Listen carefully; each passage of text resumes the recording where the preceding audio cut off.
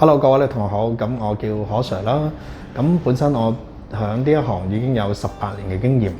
咁除咗教授啲寵物美容啦，亦都會有幫一啲學生去做考牌啦，同埋都會教授一啲寵物嘅護理。咁最後一個工具，咁我想介紹俾大家同學嘅就係電鏟。一般嘅電鏟你話我用人嘅同寵物有咩分別呢？因為人嘅毛質基本上都係比較軟嘅，但係寵物嘅毛質就唔同，所以一般情況我都建議同學買一啲叫做小電鏟。其實小電鏟嘅作用除咗鏟腳板底毛啦，亦都可以鏟肚啦同埋肛門。咁當然啦，呢啲係需要有一啲專業嘅認證或者專業嘅課程下，你先至能夠去做呢一樣嘢。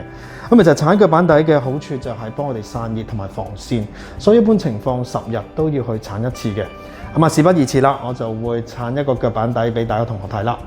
當我哋鏟犬隻嘅前手同後腳都好啦，我哋必須要拎起個手或者我哋後腳嘅。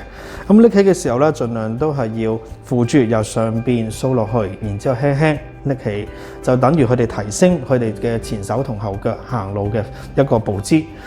當我哋做嘅時候啦，必須要知道，呢個位置係我哋應該要鏟嘅位置。所以當我哋落個鏟嘅時候咧，首先揸鏟咧有兩隻手指向底嘅，托住個鏟，然之後每個鏟都有個角度嘅，所以我哋必須要跟住個角度嚟去做。第一樣嘢啦，我哋做一個叫平刀，然之後我就會鏟呢個腳枕位置啦，拉開佢啦，一個 V 字嘅形。